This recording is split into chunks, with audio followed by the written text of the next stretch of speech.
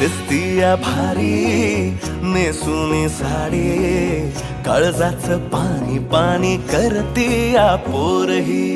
आता क्यूट वाली गावरान बोली, खट्याळ थोडी माझ्या काळजाची चोरही. थोडं माझ्या पिरामात पड तू ग बाई, खुळ्यागत झाला मन तुझ्याच पायी.